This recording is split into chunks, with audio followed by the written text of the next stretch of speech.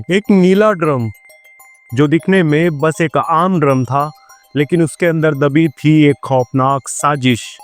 सड़क पर चलते हुए आपने कितनी बार ऐसे ड्रम देखे होंगे, लेकिन क्या हो अगर किसी दिन ऐसा ही एक ड्रम खुला मिले और उसमें से निकले इंसानी शरीर के टुकड़े, खून से सने हुए, सीमेंट में जगड़े हुए, जैसे कोई चिखता हुआ सच चुपचाप दफन हो गया हो। मेरठ के ब्रह्मपुरी में एक पत्नी, उसका आशिक और एक तंत्र मंत्र से भरा दिमाग, दोनों ने मिलकर बुना एक ऐसा खौफनाक खेल जिसने पूरे शहर को, न सिर्फ शहर को बल्कि देश को हिला के रख दिया। पर गलती कहाँ हुई? कैसे एक छोटी सी बात से पूरा राज खुल गया। और जब पुलिस ने वो ब्लू कलर का ड्रम काटा तो जो सामने आया वो देखने वालों की रूह तक जमा गया। इस तरह की घटनाओं की कहानी आपने कई बार सुनी होगी, लेकिन ये कहानी अलग है, ये साजिश अलग है। 3 मार्च की रात को जो हुआ वो इस केस को rarest of the rare case बनाता है।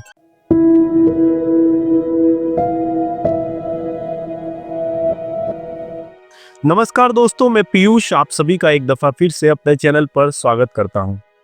आज जिस घटना का जिक्र हम करने जा रहे हैं, ये उत्तर प्रदेश के मेरठ की कहानी है।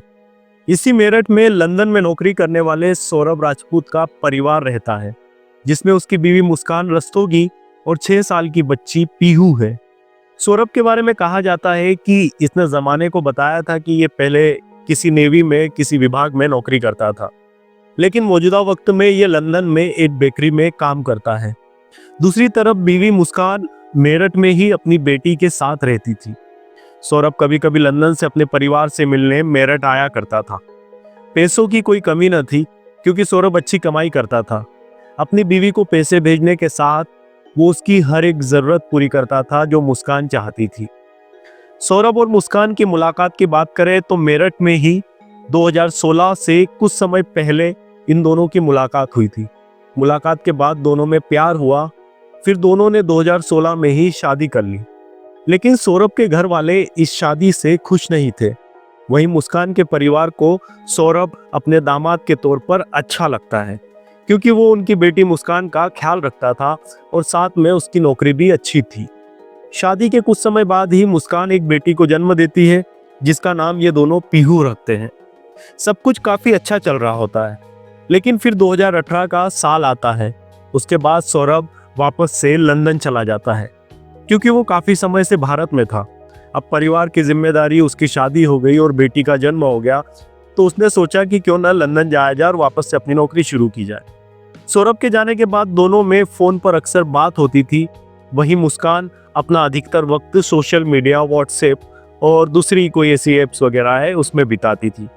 मुस्कान को पार्टी करने का बहुत शौक था, लेकिन बेटी अभी बहुत छोटी थी, इस कारण वो उसे छोड़कर कहीं बाहर नहीं जा पाती।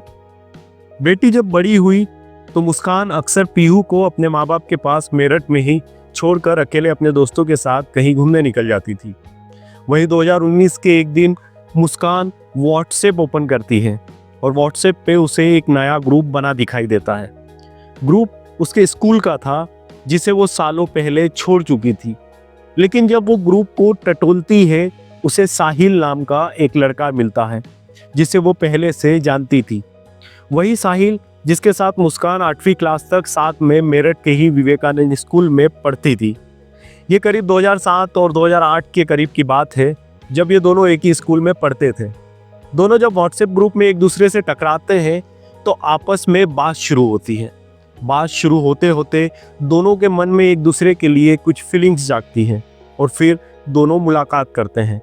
पहली मुलाकात के बाद फिर दूसरी, और दूसरी के बाद तीसरी, उसके बाद मुलाकातों का जो सिलसिला है वो लगातार चलते रहता है। ये दोनों एक दूसरे के करीब आ जाते हैं। क्योंकि सौरभ लंदन में नौकरी कर रहा था, यहाँ मुस्कान किराए के घर में रहती थी, इसलिए अब साहिल मुस्कान से मिलने उसके घर आया करता था। कई बार मकान मालिक ने मुस्कान को टोका भी, लेकिन मुस्कान को किसी तरह का कोई फर्क नहीं पड़ा। कुछ समय के बाद ही साहिल ने मुस्कान के पास ही एक किराए का कमरा ले लिया, ताकि उससे मिलने में कोई दिक्कत ना हो, आसानी से ये दोनों मिलते रहें। मिलने के बाद शराब पीते, गांजा पीते, एक दूसरे के साथ फिजिकल होते। यही सब कुछ चलता रहा। इस बीच सौरभ भी घर आता रहा, लेकिन उनको इसके जो मुस्कान और साहिल है, इसके रिश्ते के बारे में उसे किसी तरह की कोई भनक नहीं लगी। अब साल 2021 आ जाता है। सौरभ लंदन से भारत लौटता है, लेकिन उसके ऊपर एक तरह का पहाड़ टूटने वाला था। सौरभ जैसे ही अपने घर आता है, मकान मालिक उसे मुस्कान और साहिल के रिश्ते के बारे में बता देता है। वो ये भी बताता है कि उसने मुस्कान को उस लड़के के साथ आपत्तिजनक हालत में देखा था, जिसके बाद मुस्कान को टोका भी। ये सुनकर सौरभ गुस्से से लाल हो गया। उसने मुस्कान का फ़ोन चेक किया, जिसमें उसकी और साहिल की चैट दिखाई दी, साथ में और कई तरह की तस्वीरें भी थी। उन दोनों के बीच बहुत झगड़ा होता है। झगड़ा बढ़ता है और सौरभ मुस्कान से तलाक लेने के बारे में सोचता है। कुछ दिन के बाद ही मुस्कान को तलाक देने की अर्जी भी कोर्ट में दाखिल हो जाती है। मामला बिगड़ते देख परिवार वाले इन दोनों के बीच में आते हैं और दोनों में सुलह करवाते हैं। सौरभ भी मुस्कान को एक मौका देता है, ये सोचकर कि आगे वो सुधर जाएगी। मुस्कान भी उसे प्रॉमिस करती है कि वो आगे से ऐसा कुछ नहीं करेगी। ये सब होने के बाद ही 2021 में किसी काम से सौरभ को इंडिया से दुबई जाना पड़ता है। इधर मुस्कान उसकी बेटी के साथ फिर कई महीनों के लिए अकेली थी। उसे एक बार फिर से आज़ादी मिली थी, लेकिन उसने सौरभ को जो प्रॉमिस किया था वो सब कुछ झूठ था। सौरभ के जाने के बाद ही साहिल और मुस्कान फिर एक दूसरे से मिलने लगते हैं। साहिल ने मुस्कान को नशे का आदी कर दिया था। वो शराब के साथ गांजा और चरस पीने लगे थे। यही कारण था कि मुस्कान का जो वजन है वो काफ़ी कम हो गया था, जिसकी शिकायत मुस्कान की मां ने अपने दामाद सौरभ से की थी। ये सोचकर कि शायद सौरभ की याद में मुस्कान दुबली हो गई थी, लेकिन यहाँ कहानी कुछ और ही थी जो किसी को भी पता नहीं थी सिवाय मुस्कान और साहिल को। 2021 के बाद ही सौरभ दुबई से लंदन चला गया। इधर मुस्कान और साहिल का रिश्ता और गहरा होता चला गया। इस झगड़े और तलाक की अर्जी के बाद सौरभ काफ़ी समय तक घर नहीं आया था। मुस्कान को उसके ना आने से कोई खास फर्क नहीं पड़ता, लेकिन इसी बीच कहानी में एक और ट्विस्ट आता है। इस कहानी में एक और किरदार आता है, लेकिन वो किरदार 18 साल पहले ही मर चुका था। ये किरदार और कोई नहीं बल्कि साहिल की माँ है। साहिल की माँ को गुजरे हुए कई साल बीत गए और पिता को कोई खबर नहीं कि पिता कहाँ है, वो शायद किसी दूसरे शहर में है। साहिल अपनी माँ से बहुत प्यार करता था। वो मुस्कान के सामने ये दावा करता है कि वो उसकी माँ से स्नैपचैट के ज़रिए बात करता है। मुस्कान को ये बात थोड़ी अजीब लगती है, लेकिन उसने इस बात को एक अवसर के जैसे लिया था। अवसर कैसा, उस बारे में वीडियो के आखिरी में बात करेंगे। लेकिन ये बात पता होने के बाद मुस्कान एक फेक आईडी बनाती है और साहिल की माँ बनकर साहिल से बात करती है। साहिल के बारे में बात करें तो ये उसके घर का वीडियो है जो आप स्क्रीन पर देख सकते हैं। वो काफ़ी अंधविश्वासी किस्म का इंसान है। उसके घर पे जैसे एंट्री करते हैं तो आपको ये दिखाई देगा। वो तंत्र मंत्र की जानकारी रखता है।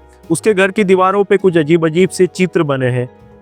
और ऐसे ही एक दिन मुस्कान ने साहिल की माँ बनकर साहिल को स्नैपचैट पर मैसेज किया और कहा कि बेटा, मुस्कान बहुत अच्छी लड़की है, वो तेरा ख्याल रखेगी, तू उसी से शादी करना।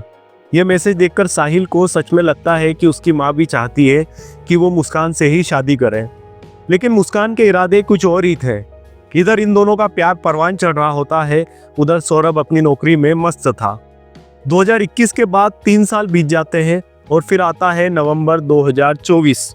इसी महीने में मुस्कान साहिल के साथ मिलकर एक प्लान बनाती है। प्लान सौरभ से छुटकारा पाने का, जिसमें साहिल भी इसके साथ था। हालांकि प्लान दोनों का था। साहिल चाहता था कि सौरभ के जाने के बाद ही वो मुस्कान से शादी कर पाएगा, लेकिन मुस्कान कुछ और चाहती थी। मुस्कान क्या चाहती थी ये एक अलग कहानी है जो सोचने पर मजबूर कर देगी, जिसकी बात हम वीडियो के आखिर में करेंगे। अब इन दोनों ने डिसाइड कर लिया कि जैसे सौरभ इस बार इंडिया आएगा उसे किसी भी तरह से मार देंगे। उनका प्लान था कि सौरभ को पहले नशीली दवा देकर बेहोश किया जाएगा, उसके बाद चाकू से उसकी हत्या की जाएगी। इन सब के बाद ये सौरभ का इंतज़ार करते हैं और कुछ समय के बाद इन दोनों का इंतज़ार खत्म होता है। 25 फरवरी को मुस्कान का जन्मदिन था। इससे पहले ही वो इंडिया आने का प्लान करता है ताकि बीवी के जन्मदिन के मौके पर वो परिवार के साथ रहे। इधर 24 फरवरी 2025 को जन्मदिन से ठीक पहले सौरभ लंदन से मेरठ आता है उधर 2 दिन पहले यानी 22 फरवरी को मुस्कान बाजार से 800 रुपए में 2 बड़े चाकू लेकर आती है। चाकू देने से पहले दुकान वाला मुस्कान से पूछता भी है कि इतने बड़े चाकू की क्या जरूरत थी। मुस्कान इस पर मुर्गा काटने का बहाना कर बात को टाल देती है। रिपोर्ट्स के अनुसार सौरभ भारत से यूके आकर यूके की जो करेंसी उसको भारतीय रुपयों में कन्वर्ट करता है। सौरभ के पास इस समय पूरे 3 लाख रुपए कैश थे। लेकिन इधर साहिल और मुस्कान के जन्मदिन यानी 25 फरवरी को ही सौरभ को मारने का प्लान करते हैं। इस बीच 25 फरवरी का दिन आ जाता है। मुस्कान, सौरभ और बेटी पीहू घर पर ही थे। रात को केक काटने के बाद मुस्कान सौरभ के लिए शराब का एक पैक बनाकर लाती है जिसमें उसने नशीली दवाइयाँ मिलाई थी, ताकि वो जब ये दवाइयाँ ले उसके बाद गहरी नींद में सो जाए तो साहिल घर पर आएगा और ये दोनों सौरभ की हत्या करेंगे। लेकिन इन मौके पर इनका प्लान चौपट हो जाता है क्योंकि सौरभ शराब पीने से मना कर देता है और ऐसे ही रात बीत जाती है। अगले दिन जब मुस्कान साहिल से बात करती है तो दोनों को गुस्सा आता है, लेकिन उसके बाद ये प्लानिंग करते हैं कि सौरभ का जो कत्ल है वो अब 3 मार्च 2025 को किया जाएगा। 3 मार्च इसलिए क्योंकि इस दिन किसी काम से मुस्कान अपनी जो बेटी है पीहू उसको मायके छोड़कर आने वाली थी, जो कि मेरठ में ही था। इसी बीच 28 फरवरी का दिन आ जाता है। 28 फरवरी के दिन पीहू का जन्मदिन था। ये वीडियो जो आप स्क्रीन पर देख रहे हैं उसी जन्मदिन का है। तीनों कितने खुशी खुशी डांस कर रहे हैं। इस वक्त तक मुस्कान के हाव भाव और चेहरे को देखकर कोई भी कह नहीं सकता कि ये लड़की आगे चलकर अपने ही पति को मारने की साजिश बुन रही है। 28 तारीख के बाद मुस्कान पीहू को अपनी मम्मी के पास छोड़ देती है और इसी बीच 3 मार्च की रात आ जाती है। मुस्कान के पास नशे की दवाइयाँ पहले से थी। कहा जा रहा था कि मुस्कान ने अपने डिप्रेशन का बहाना करके डॉक्टर से ये दवाई लिखवाई थी, क्योंकि ऐसे ही कोई भी मेडिकल वाला ये दवाई आसानी से नहीं देता जब तक कि डॉक्टर की पर्ची आपके पास न हो। 3 मार्च की रात को मुस्कान सौरभ के लिए कोफ्ते की सब्जी बनाती है। दोनों खाने के लिए बैठते हैं। उससे पहले ही मुस्कान सौरभ के खाने में नशे की दवा मिला देती है। सौरभ खाने के बाद कुछ समय के बाद ही तकरीबन 12 साढ़े 12 बजे का वक्त हो रहा था, वो बिस्तर पर जाता है और गहरी नींद में चला जाता है। मुस्कान उसको टटोल कर चेक करती है। जब उसको एहसास हो जाता है कि दवाइयों ने अपना काम कर दिया है, वो तुरंत साहिल से कांटेक्ट करती है। उधर साहिल भी मुस्कान के कांटेक्ट करने का वेट कर रहा होता है। इस दौरान साहिल भी 12:30 बजे के बाद घर पर आता है। घर आने के बाद वो खुद भी सौरभ को चेक करता है, टटोलता है। चेक करने के बाद वो खुद किचन में जाकर चाकू लेकर आता है जो मुस्कान बाजार से लेकर आई थी। पहले ये कूलर चालू करते हैं जिससे किसी भी तरह की जो आवाज़ है वो बाहर न जाए। साहिल चाकू मुस्कान के हाथों में दे देता है और उसके बाद वो हत्या के लिए जिस शब्द का यूज़ करता है वो उसकी मानसिक स्थिति को दर्शाता है। वो हत्या की जगह वध शब्द का प्रयोग करता है। साहिल मुस्कान से सौरभ का वध करने को कहता है। इस समय तक 3 मार्च बदलकर अब 4 मार्च हो गया था। यह आधी रात का समय है। बिस्तर पर बेहोशी की हालत में सौरभ गहरी नींद में था।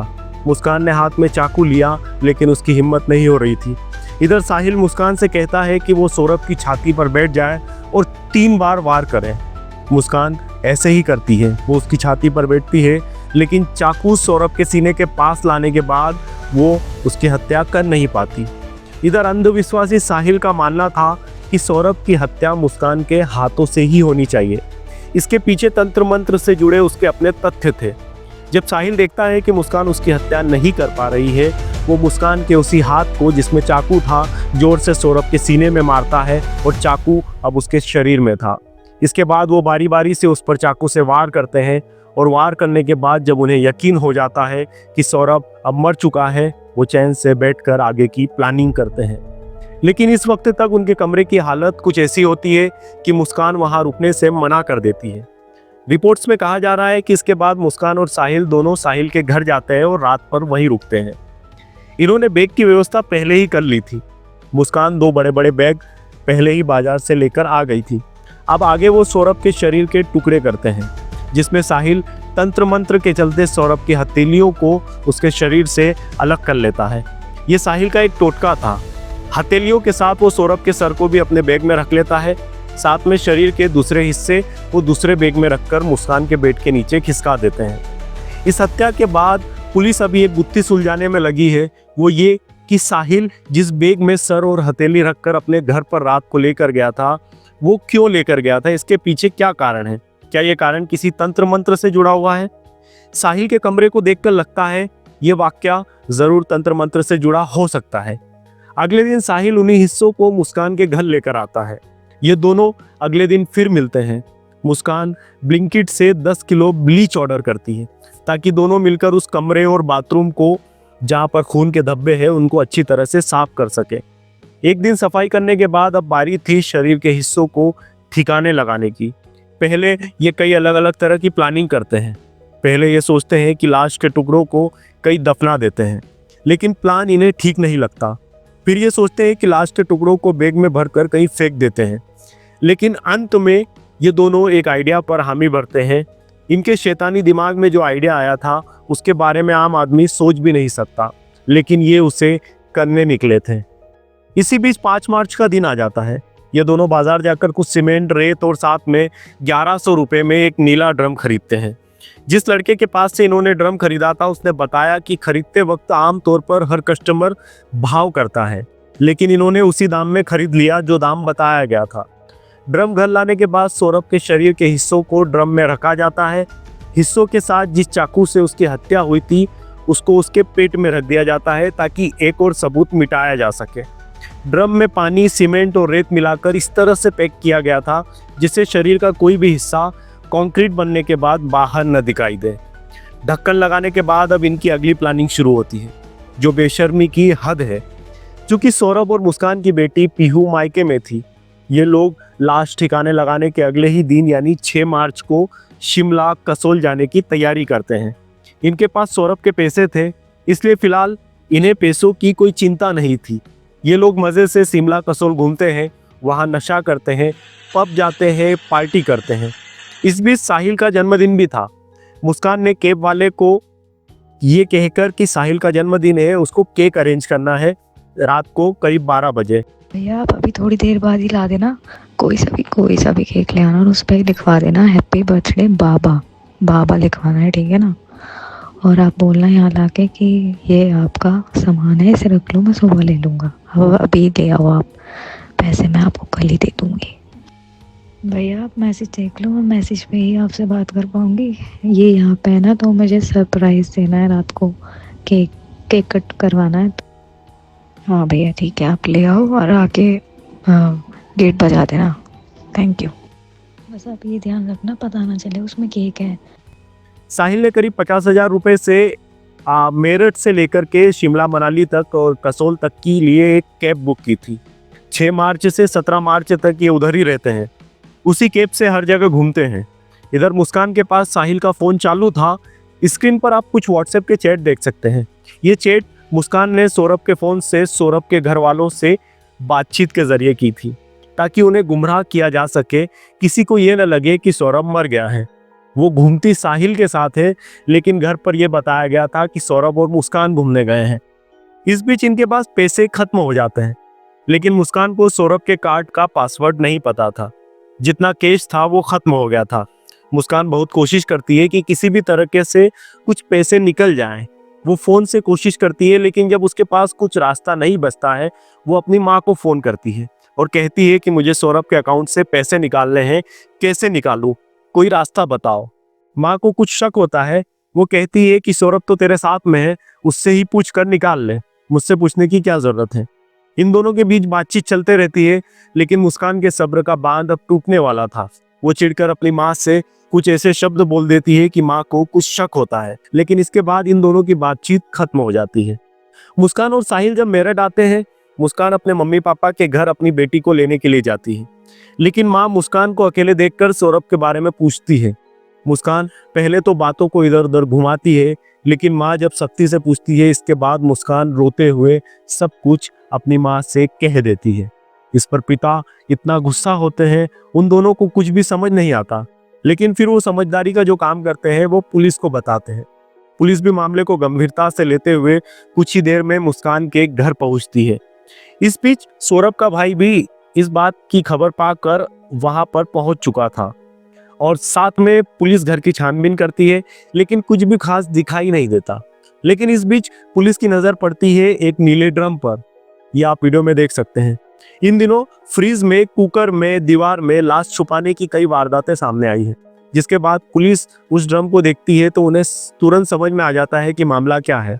वो ढक्कन खोलकर उस ड्रम को तोड़ने की कोशिश करते हैं, लेकिन वो कंक्रीट इतना हार्ड हो चुका था कि बिना मशीन के उसे तोड़ना संभव नहीं था। पुलिस एक ऑटो बुलाकर उस ड्रम को अपने साथ लेकर जाती है और मशीन से उसे तोड़ा जाता है। वीडियो में आप देख सकते हैं, ड्रम के भीतर सौरभ गहरी नींद में सोया था। उसे अपने जीवन में कभी भी नहीं सोचा होगा कि उसकी जिंदगी कुछ इस तरह से खत्म होगी। पुलिस इन दोनों को गिरफ्तार करती है और इन्हें कोर्ट में पेश किया जाता है, जहां मेरठ की सेशन कोर्ट इन्हें 14 दिन की न्यायिक हिरासत में भेज देती है।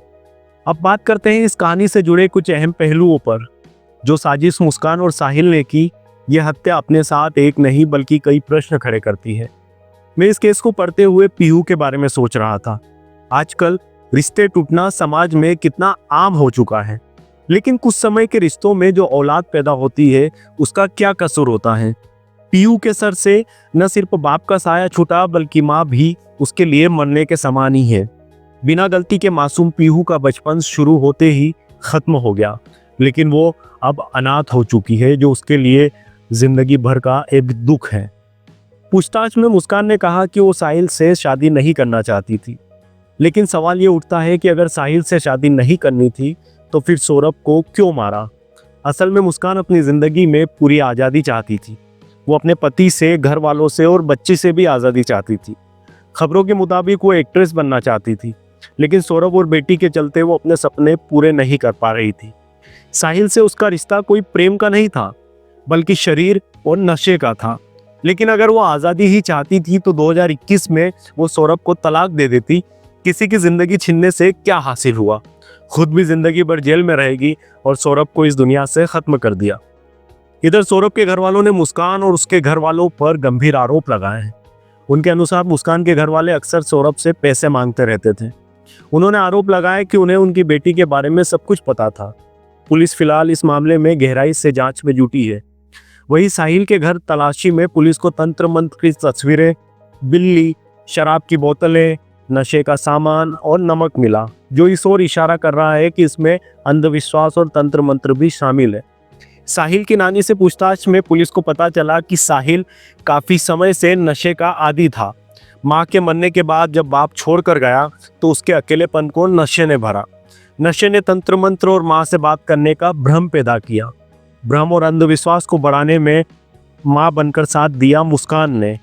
और उसके बाद आखिर में इस कहानी का अंत कुछ ऐसे हुआ जो सोचने पर मजबूर करता है कि इंसान इतने लाखों करोड़ों साल की यात्रा में कहाँ आ गया।